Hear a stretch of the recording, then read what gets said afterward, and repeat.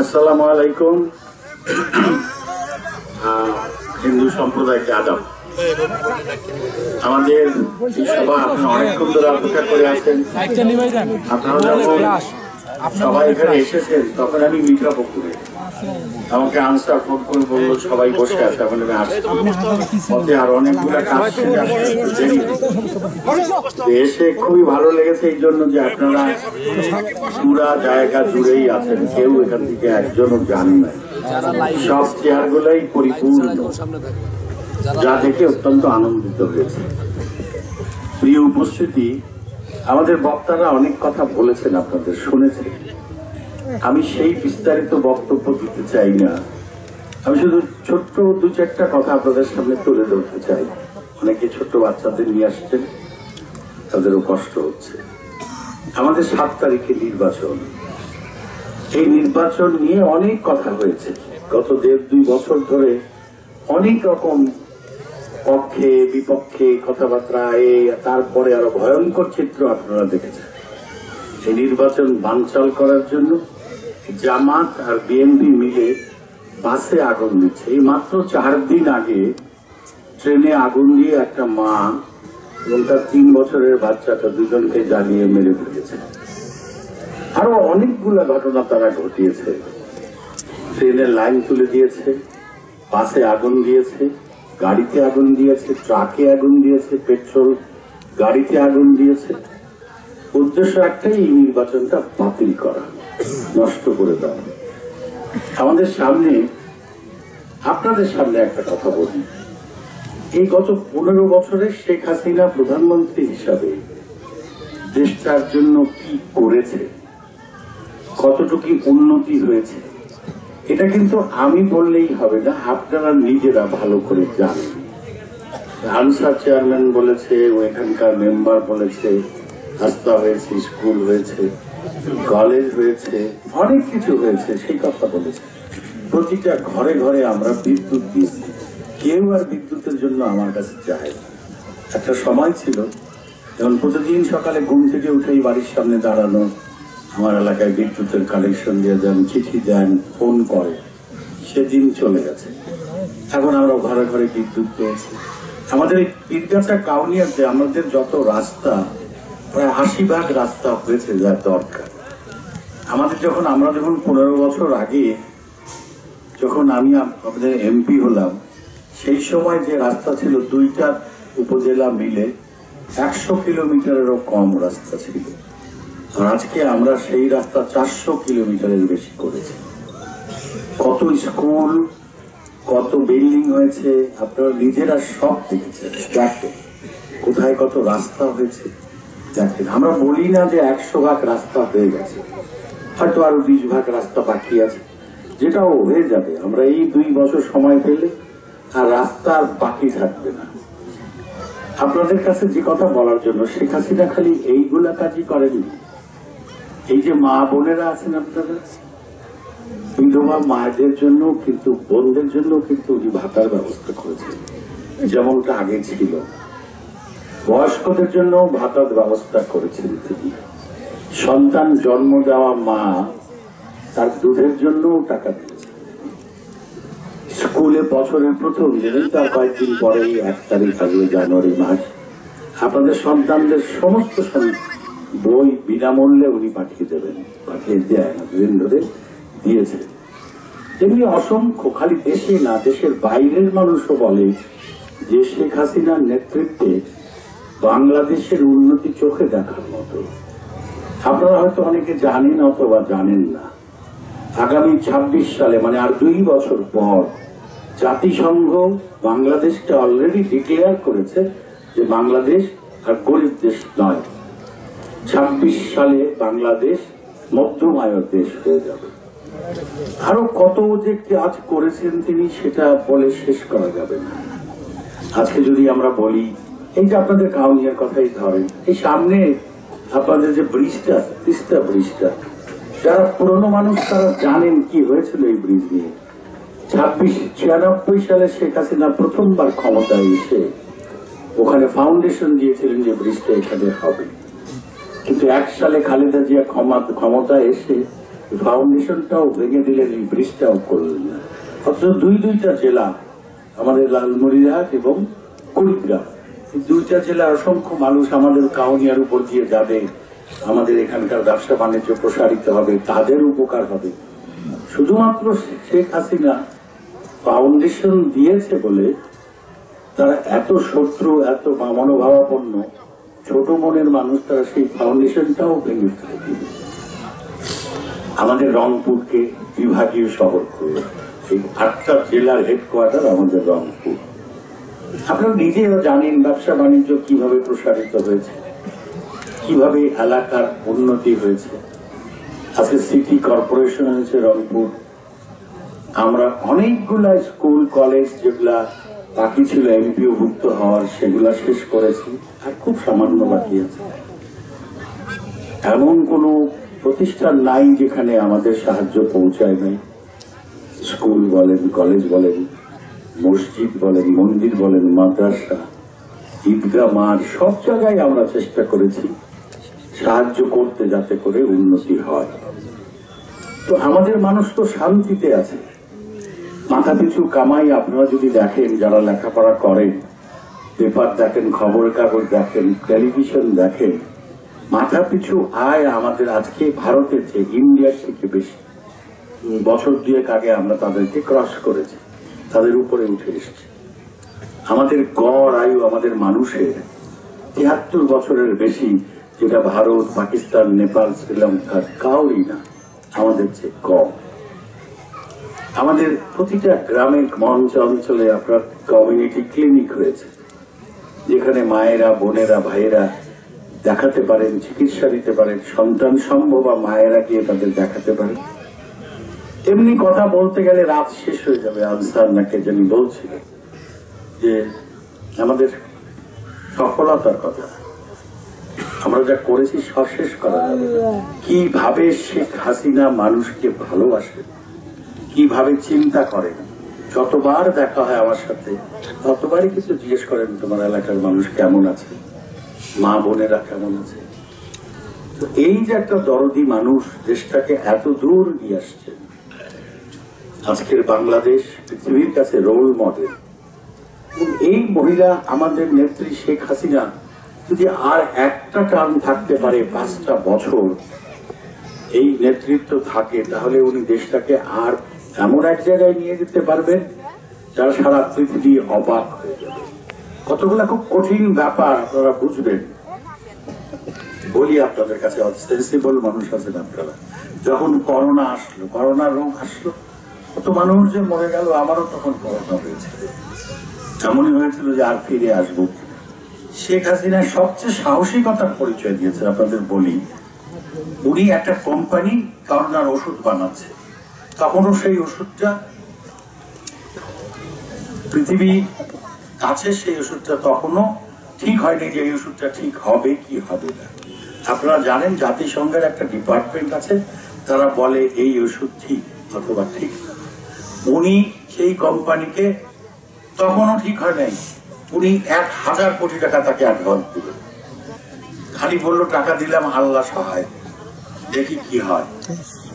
আমাদের 14 পুরুষের কপাল বলতে পারে, সেই ওষুধটা প্রথম অ্যাপ্রুভাল পেল, ঠিক পেল যে না, এই ওষুধ খেলে করোনা থেকে বাঁচা যাবে।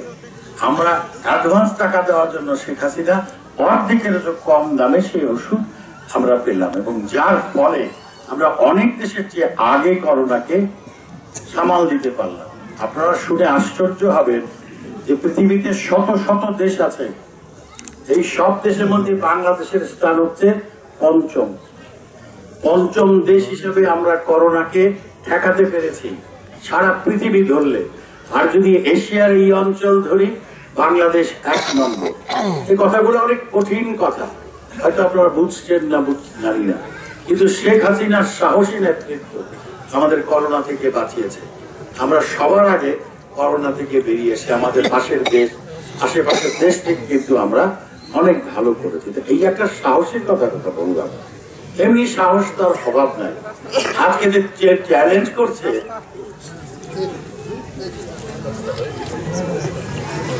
আজকে যে চ্যালেঞ্জের কথা আসছে, এই যে বিএনপি জামাত বলছে তারা ভোট দিতে মানা করছে, ভোটের বিরুদ্ধে বলছে ভোট ঠিক না, এমনকি আমেরিকার মতো একটা দেশও বলছে যে তোমাদের ভোট এবার মানুষ যাবে না, বেশি অংশগ্রহণমূলক হবে না। কিন্তু শেখ হাসিনা বলেছে আমি আমার বাংলাদেশের মানুষকে চিনি, তাদের বুঝি। আপনারা দেখে যাবেন 7 তারিখের পরে কি পরিমাণ ভোট আসে, ভোট দিতে যায় মানুষ। প্রিয় উপস্থিতি, আমি লম্বা চড়া কথা বলবো না, বেশি কথা বলার সুযোগ নেই, আজকে আরেকবার বলা যাবে। একটা কথা একজন বললো যে দ্বিধাদ্বন্দ্ব, আরে দ্বিধাদ্বন্দ্ব আমাদের মধ্যে, ওর মধ্যে নৌকার সাথে কিসের দ্বিধাদ্বন্দ্ব? নৌকা তো আমাদের আসল জিনিস। এই নৌকায় ভোট দিয়ে আপনারা অনেকেই জন্মাইছেন, অনেক মুরব্বী আছে, 71 সালে নৌকায় ভোট দিয়ে আমরা দেশটা স্বাধীন করেছি। নৌকায় ভোট দেওয়ার ফলে বাংলাদেশ হয়েছে, না হলে ওই পচা পাকিস্তানের সাথে থাকতে হতো আমাদের। সেই পাকিস্তান সেদিন ভোট দিয়েছিল আমাদের মুরব্বীরা, নৌকা জিতেছিল, কিন্তু পাকিস্তান বেইমানি করেছিল। শেখ মুজিবুর রহমান বঙ্গবন্ধু আমাদেরকে নেতৃত্ব দিয়ে স্বাধীন করলেন, আমরা মুক্তিযুদ্ধে গেলাম। তো এই নৌকা তো কখনো মানুষের সাথে বেইমানি করে নাই, আপনাদের আমাদের ভাগ্য পরিবর্তনের কাজটা করে দিয়েছে শেখ হাসিনা। ওটা নৌকা, এই নৌকাকে ভোট দিতে হবে আপনাদের। আমি এখন খুব সামান্য একটা কথা বলবো। ধরেন আপনারা জানেন, আপনারা তো বুদ্ধিমান, রাস্তা দিয়ে হাঁটেন, শোনেন, দেখেন, অনেকেই শুনি আসার পথে থামছি যেখানে বলে গাড়ি থামাইছি, হাত দেখাইছি, বলছি নৌকায় ভোট দিয়ে, বলে আপনি কষ্ট করেন না, বাড়ি চলে যান, নৌকা তো এমনিই জিতে গেল। সেইটা যদি হয় তাহলে তো নৌকা এমনি জিতে যাবে, আমাকে বলতেছে বাড়ি চলে যাবে, নৌকা তো জিতেই যাবে, হয়তো জিতে যাবে। কিন্তু যে চ্যালেঞ্জটা আমাদের আছে, আপনাদের সেই চ্যালেঞ্জটা বুঝতে হবে। বিএনপি জামাত তারা বলছে মানুষ বেশি যাবে না ভোট দিতে, এই ভোট পছন্দ করে না। আমেরিকা বলছে যথেষ্ট পরিমাণ ভোটার যাবে না। তাইলে আমাদের জেতাটা বড় কথা না, তো জেতাটার চেয়ে বড় কথা হলো কত ভোটার ভোট দিতে যায়, তাই না? ধরেন কতবারের ভোট আপনারা দিয়েছিলেন আমাকে, আমি এই পীরগাছা কাউনিয়া থেকে 2 লক্ষ ভোট পেয়েছি, আপনারাই দিয়েছেন। সেই সময় বিএনপি পেয়েছে 1 লক্ষ ভোট, মানে আমরা 1 লক্ষ বেশি ভোট পেয়েছি ধানের শীষের থেকে। ভালো কথা, জিতেছে। আর এই যে যিনি দাঁড়িয়েছেন লাঙ্গল নিয়ে আমাদের এখন আসছেন মোস্তফা সেলিম বেঙ্গল সাহেব, উনিও কিন্তু গতবার দাঁড়িয়েছিলেন আমাদের সাথে, যেখানে আমি 2 লক্ষ, বিএনপির ধানের শীষ 1 লক্ষ, আর উনি পেয়েছিলেন 5000 ভোট। খুবই সামান্য ভোট পেয়েছিলেন, যার জন্যই অনেকে বলেন যে উনি যে 5-6 হাজার ভোট পেয়েছিলেন, উনি আর কয়টা ভোট পাবেন? 5,000 10,000 পাবেন। আর আপনি 2 লাখ পেয়েছিলেন, নাহলে কম করে হলো তো 1 লাখ তো পাবেন, যেটা তো শিওর আপনি বাড়ি যাবেন। আমার কথাটা হলো সেখানে নয়, যে চ্যালেঞ্জটা বিএনপি দিয়েছে যে ভোটার বেশি যাবে না, আমাদের চ্যালেঞ্জটা সেইখানে যে আমরা দেখাই দিতে চাই যে তোমাদের কথায় আমরা ঘরে বসে থাকবো না, আমরা ভোট দিতে যাব এবং গতবারের চেয়ে বেশি ভোট দেবো। আজকে গিয়ে আপনাদের এখানে আসলাম, তার আগে আমি গেছিলাম পীরগঞ্জে মাননীয় প্রধানমন্ত্রী এসছিলেন ওখানে একটু আগে, যেটা আমাদের হান্নান ভাই বললেন। আমার সাথে মঞ্চে 2 মিনিট একটুখানি কথা হয়েছে, কোনো কথাবার্তা নাই, ভালো আছো কি মন্দ আছো তা কিন্তু বললো না, খালি বললো গতবারের চেয়ে বেশি ভোট পাওয়া যায়। আমি মনে করলাম যে অন্য কিছু বলবে বোধ হয়, তা কিন্তু আমাকে বলে না, বলছে গতবারের চেয়ে বেশি ভোট পাইতে হবে, কিন্তু মনে রাখো। এখন কি অবস্থা বলেন? আমি কদিন ধরে চিৎকার করে যেতেছি গতবারের চেয়ে বেশি ভোট পাই, তাও নিজে জোর দিয়ে বলছে আচ্ছা চেষ্টা করি। আজকে একদম মঞ্চে বসে দাঁড়ায় থেকে আমাকে একটা কথাই বলছে।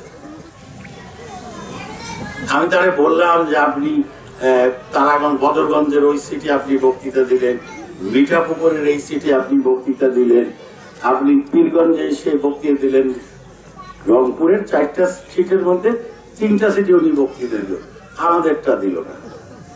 রামকৃষ্ণ আপনি 3টাই বক্তৃতা দিলেন, আমাদেরটা দিলেন না কেন? বলে তোমার ভালোবাসার লোকজন, তুমি অর্ধেক ভোট পাবো। এখন তাহলে বিপদে আছি না আমি, আপনারা বলেন।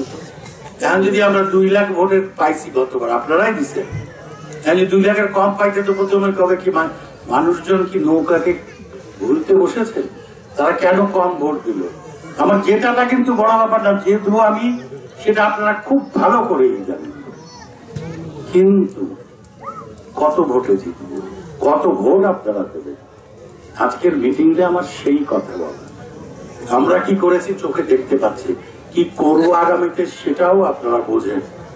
আপনারা 15 বছর ধরে আমাকে দেখছেন, ভালো মানুষ না খারাপ মানুষ আপনারা খুব ভালো করেই জানেন।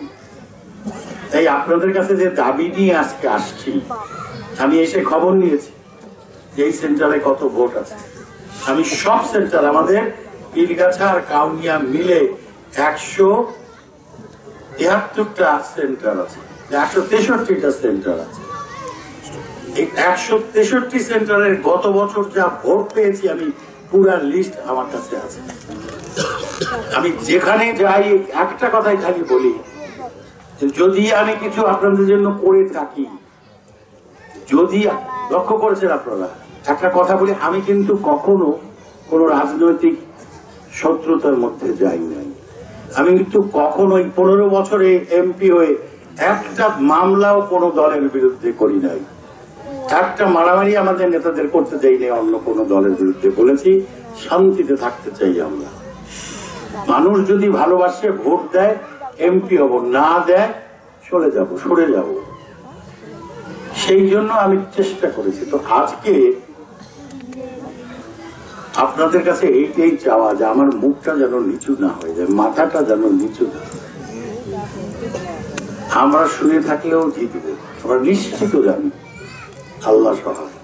কিন্তু জেতাটার চেয়ে বড় কথা হয়ে গেছে এখন যে কত ভোট পেলাম আমরা। বিএনপির কথা মতো ভোট দিতে গেল না মানুষ। গত বছর সর্বসাকুল্যে 3.25 লক্ষ ভোট কাস্ট হয়েছে।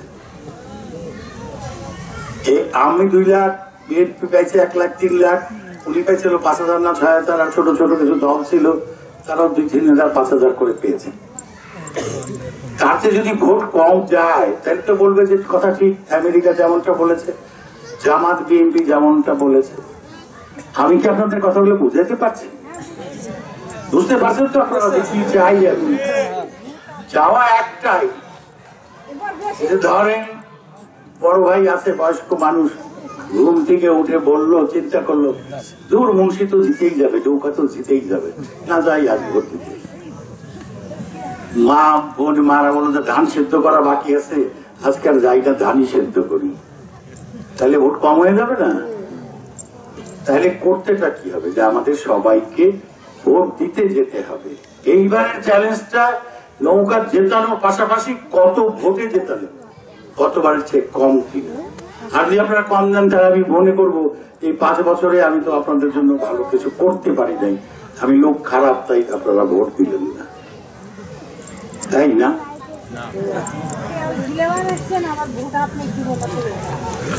উনি বলছে আপনার দেবরা তো থাকতে, এই কথা মনে করে যদি শুনে থাকে যে না যায় মুন্সি হয়েই যাবে,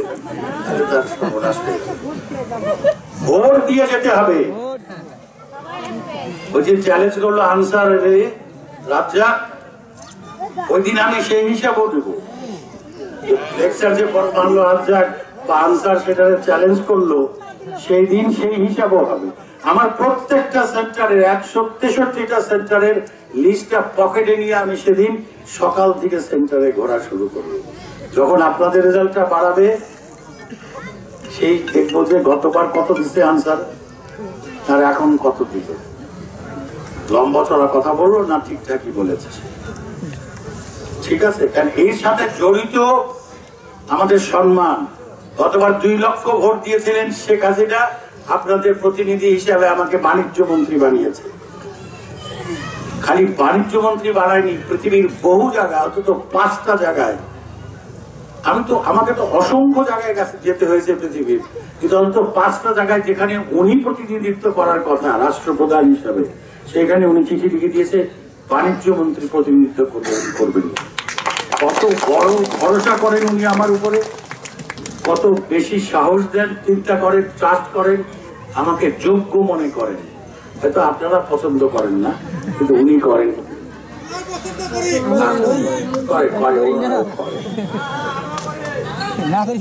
তো কথাটা তাহলে আমার কথা আমি বাড়াবো না, অনেক সময় গেছে, সারাদিন ধরে দৌড়ে বেড়াইছি। এক সময় দেরি হবে বলে আনসারকে বলছিলাম, আনসার আমরা যে কখন পৌঁছবো আমি তো জানি না, উপস্থিত সবাই কষ্ট হয়তো হবে অনেক বেশি, তুমি বলছো তোমরাই চালায় নাও মিটিংটা। তা বলো যত দেরি হয় আপনার জন্য আমরা বসে থাকি। সত্যি আপনারা বসে রয়েছেন, আপনাদের প্রতি কৃতজ্ঞ, আপনাদের ধন্যবাদ জানানোর ভাষা জানা নাই। আমি কথা শেষ করব এই 7 তারিখ। আপনারা যারা এখানে আছেন তারা এত কষ্ট করে আছেন, তারা জানি, আমি নিশ্চিত জানি যে আপনারা ভোট দেবেন, কারণ আপনাদের মনের মধ্যে আপনাদের নৌকার প্রতি ভালোবাসা আছে। কিন্তু আপনারা খালি হইলে হবে না, সবাইকে তো নিয়ে আসতে হবে। এইখানে 3600 ভোট আছে, সেই ভোটটাও দেখতে হবে কত ভোট আপনারা দিতে পারেন। একেবারে দেখে শুনে দিতে হবে। এই সেন্টার আমরা জিতি, কোনো সন্দেহ নাই। আমি আগেও জানি, আমি দূর থেকে আসতে যেতে যাই, বরাবর এই ফাঁকা জায়গায় এই প্রতিষ্ঠানটা আমি দেখি। তো আপনাদের কাছে বিনীত অনুরোধ, আমাদের নেতা কর্মীরা আছে তার মানে এই না যে তারা আপনাদের নিয়ে, আপনারা প্রত্যেককে, আমার ভাইয়েরা প্রত্যেককে মনে করতে হবে যে আমি টিপু বংশী। আপনাদের মনে করতে হবে যে আমি শেখ হাসিনা। অতএব নৌকা আমাদের জেতাতে হবে। আমি চোর না, বাটপার না, ঠক না, মামলাবাদ, সব আপনারা জানেন। আমার সম্পর্কে কিচ্ছু বাকি নেই, আপনাদের জানেন। শেষ কথা, এই দেশটা আরো ভালোর জন্য, এই দেশটাকে আরো অনেক দূর নিয়ে যাওয়ার জন্য আমাদের শেখ হাসিনাকে বড় বেশি দরকার। তাই বিনয়ের সাথে বলতে চাই, দয়া করে আপনারা সেদিন এই ভোট দিতে দিয়ে যায়, তারপর ধান সেদ্ধ করবেন, ভোট দিয়ে আলু খেতে যাবেন, কি ঠিক আছে? বলেন যে একটু আলু খেতে পানি দিয়ে দিন পার হয়ে গেল, তাই তো সর্বনাশ। তো ভুল হবে না তো নাকি? হ্যাঁ, তো সেই দাবি রেখে, সেই বিনয়ের সাথে সেই অনুরোধটা রেখে যে নৌকাকে জেতাবেন, সর্বকালের সমস্ত রেকর্ড ব্রেক করে সর্বোচ্চ ভোট দিয়ে জেতাবেন, এইটা আপনাদের কাছে চাওয়া। মুরব্বী যারা আছেন, আপনাদের সন্তান হিসাবে মা বোনদের কাছে ভাই মনে করে এইটা কথা, যদি আমি শেখ হাসিনার কাছে মাথাটা উঁচু করে রাখতে পারি, যে বিশ্বাস উনি আমাকে করেছেন। গত 56 বছর ধরে আমি এই সংগঠনের সাথে জড়িত, নৌকার সাথে। গত 40 বছরের বেশি ধরে উনি, ওনার স্নেহ পেয়েছি আমি। বড় বড় জায়গায় উনি আমাকে রেখেছেন, ঢাকার মতো জায়গায় আমাকে প্রেসিডেন্ট বানিয়েছেন আওয়ামী লীগের, অনেক জায়গায় দিয়েছেন সম্মান, মন্ত্রী বানিয়েছেন আপনাদের ভোটে নির্বাচিত হয়ে। আমার মাথাটা যেন নিচু না হয়। আপনারা দয়া করে, নিজেরা তো যাবেনি, সবাইকে, কেউ যেন ঘর না। খালি একটা কথা বলতে হবে, এই মার্কা নৌকা আমাদের কাউরিয়ার মার্কা, বলতে হবে এই মার্কা পীরগাছার মার্কা। অতএব বাবা দুনিয়ার যে কি বলুক বিএনপি জামাত, আমরা তার ধার ধারি না। আমরা যাব, নৌকায় ভোট দেবো, দিয়ে পালিয়ে আসবো। ঠিক আছে? কি বলেন মা বোনেরা? ওই তো হাত তুলে দেখান দেখি। এই যে শোনেন, একটা কথা বলি, আপনারা আজকে, আপনারা তো ভোট দেবেন আমি জানি, সেই জন্য নিয়ে আসবেন, ঠিক আছে? তাহলে আমি তো স্লোগান দিই, আপনারা আমার সাথে দেবেন স্লোগান। মার্কা আছে, করছে মার্কা, শেখ হাসিনার মার্কা কি? আসতে বলছে জন্য ব্যক্তিগত করে আপনারা বলেন, ঠিক আছে? তাহলে নৌকা, নৌকা, নৌকা। জয় বাংলা, জয় বঙ্গবন্ধু।